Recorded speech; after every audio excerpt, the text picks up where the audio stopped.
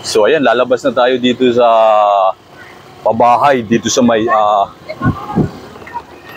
Glory Morville.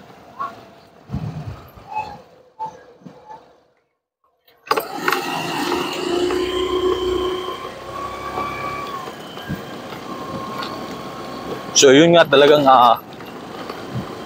sana magkaroon ng mga basketball court yung mga pabahay para talaga merong paglilibangan yung mga kabataan. So yan yung iba nag-improvise na DIY basketball court. At sana merong mag-sponsor man lang sa sa mga nasa gobyerno na mapatayuan o matayuan ng mga pabahay. Okay? So ayun. Ito na yung highway at makikita nyo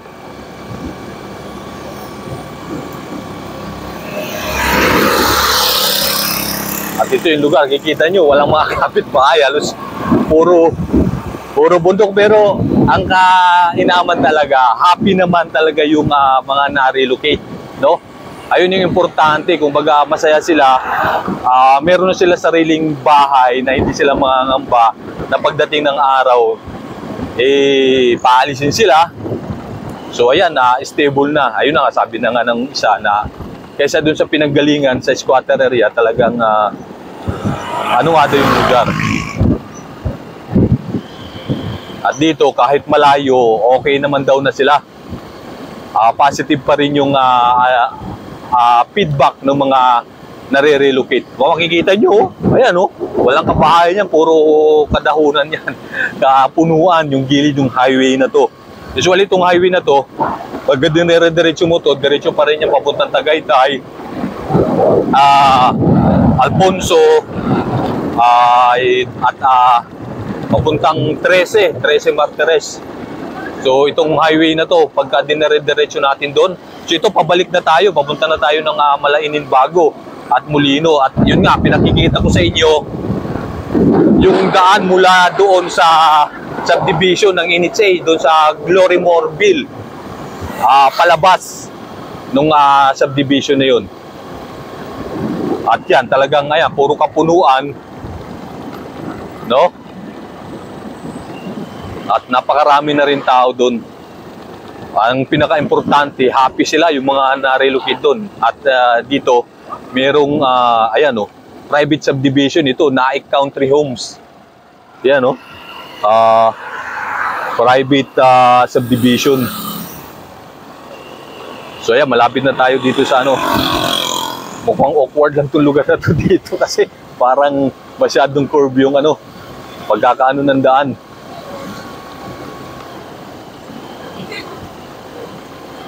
Ito, pasok na tayo na tama. Doon na sa papunta na to ng Molino. So after ng Molino, Malainin Bago. Yung Glory Morville ay Malainin Luma. So parang tumalon from Malainin Bago to Molino. Tapos yung pinanggalingan natin sa subdivision ay at ito na yung crossing papunta dun sa may kabilang side ay dito sa kaliwa papunta ng Maragondon. Tapos ito, ayan, paglabas mo dun, ito yung simbahan ng Iglesia ni Cristo at ito rin yung pinakamalapit na school galing dun. Ayan, 4 minutes yung yung tinakbo galing doon papunta rito, 4 minutes dito sa eskwelahan na to, itong elementary school na to. So yung iglesia, katabi niya lang yung elementary school ng ng Malainin Luma. So ito na yung road ng Molino papunta dun sa Malainin Bago. At yan, itong lugar na to ay residential ito rito Pagka galing mo dun sa may sa Malainin Luma. So ayan puro mga kabahayan na yung mga residente ng Naik. At doon sa pabahay na yun, Ah, no, hindi lang puro sa ibang lugar, so may mga taga-Naik din na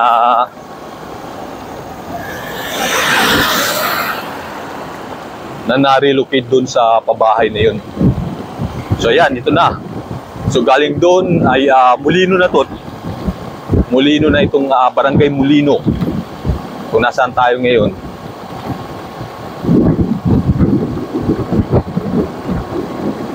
At yan, tinur na natin, galing doon, papunta. Diretso ko na kayo ng main road. Doon sa, tawag dito, palabas. Doon sa may Flying B.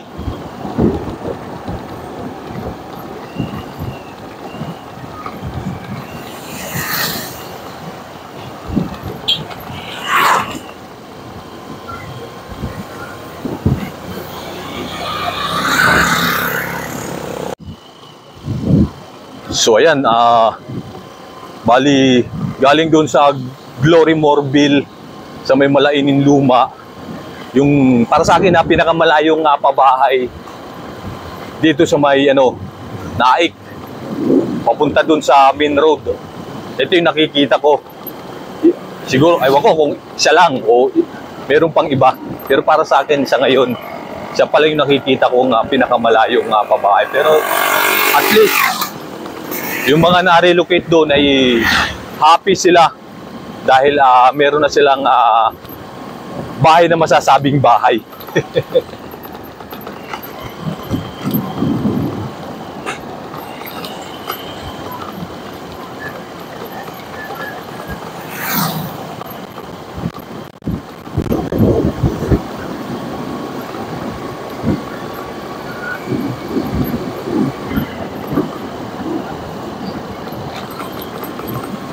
May isang bibi akong nakita nasa highway. So ito, Molino na to dito. At merong school din dito ng elementary. Yung high school, papuntang Maragondon, Ternate. So ayan ayan yung school na yan, papusok dyan ng elementary. So ayan yung barangay hall ng Molino.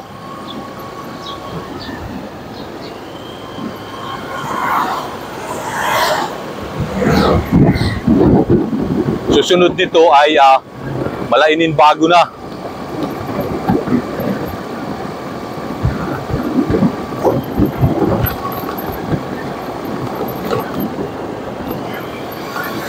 At alam nyo, maganda rin itong ano na to dito, gawa yung kalsada. Ito nakikita yung kalsada na to, palalaparan na to. So makikita nyo doon yung padadaanan natin, yung portion na road widening na palaparan na yung yung kalsada.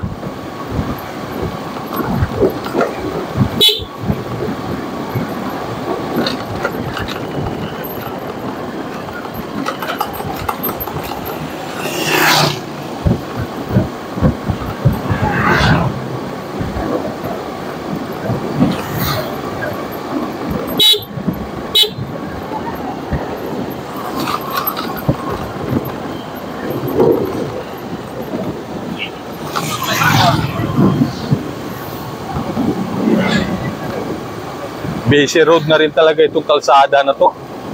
Ang dami ng mga nadaan dahil nga sa dami na rin ng mga residente rito. Sa dami ng pabahay dito sa lugar na to, na talagang dadami yung tao dito. So ayan, ito yung isang pabahay, Cristo. Mainam din dito sa lugar na to, itong pabahay na to kasi ayan, along the highway lang to. Hindi ganun kalayuan sa main road. Papunta dun sa main road ng Naik. So ayan, nakikita nyo yung equipment na yan, sila yung mga nagro-road wide nakikita nyo yung kalsada, butas-butas na.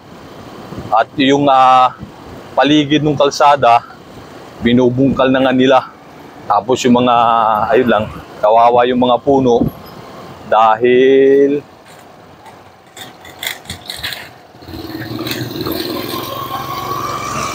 so overtake lang tayo kay kuya. dahil pinuputol para maano yung kalsada. Pero sana mataniman din ng puno sa paligid ng kalsada, no, para may balik din yung yung mga pinutol, magtanim din. Diba? Sa tingin nyo, taniman din yung kung saan yung hangganan na nung kalsadang gagawin, sana taniman din yung gilid. At kung private naman yung lupa na, sana pumayag din yung may-ari kasi tataniman lang din naman yun ng mga puno para kahit papaano maging presko pa rin yung ambience. So ito yung isa pa, yung balay na pabahay ito, kung saan makikita nyo yung school na yung building, o school building yun ng high school. So ngayon ginagamit pa lang dyan yung grade 6 at first year high school. So sana sa susunod na taon magkaroon na rin ng second year, third year, tsaka fourth year para lahat ng mga nakatira dito sa road na to from Molino at doon nga sa Glorymore, may mga malapit na high school, no, na mapapasukan yung mga batang estudyante. So ayan, ito na nga pala, ito na yung na road widening na kalsada. So sa hanggang dito pa lang sa may balay pa lang. Pero ayan, meron pang iba.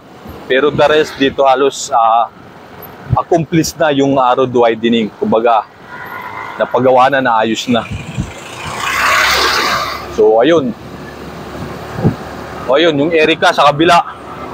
Yung Erica, katapat lang yan ng balay. At syempre, may mga komersya. May katulad dito, may gasoline station na. At may grocery na rin, may dali na rin dito sa road na to, sa may Malaining Bago. So, ang number one lang talaga dito, yung transportation. Dahil, ayun nga, pagkagaling ka dun sa Glorymore, depende, may 120, may 130, may 150. Pagka single ka, so pagka may kasama ka, at least may paano, 60. So kung pupunta ka ng bayan, magkano kaya?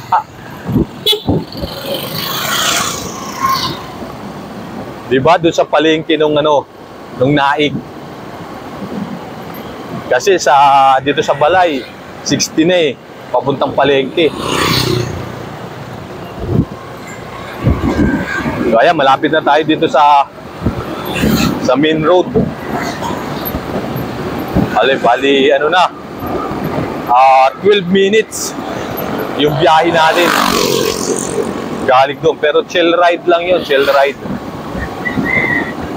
Hindi naman tayo nagpapatakbo ng mabilis. Ayan napakadami ng mga nagmumotor.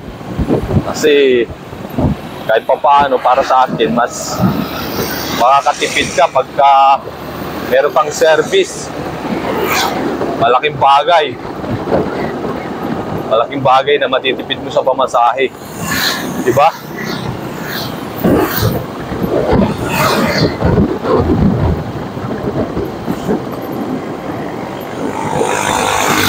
Yan, 30 minutes na. So ayan, napakalapit na natin dito sa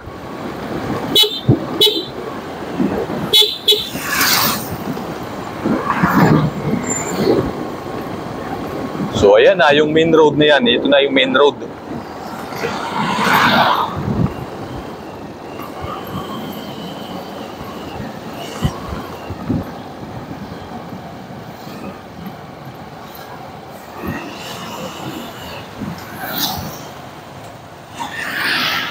So ayan, ito na yung main road na yan. At ayan na yung Flying B. So lagi na natin yan preview yung Flying B na yan. At so ayan, ito na yung nakikita nyo yung mga bus. At yun din yung elementary school. Kaya ikot na tayo, balik na tayo. So, ayun na yung bus, oh. Kaya na yung main road na to, eh. So, pagkagaling dun sa Glorymore, dito na, so 120, 130, may 150. So, depende siguro sa sa tricycle driver. May nagsasabing 120, may nagsasabing 130, may nagsasabi din 150. Basta ito yung main road, pagkagaling doon, ayun yung pamasahe. Okay? So, yun, go na tayo.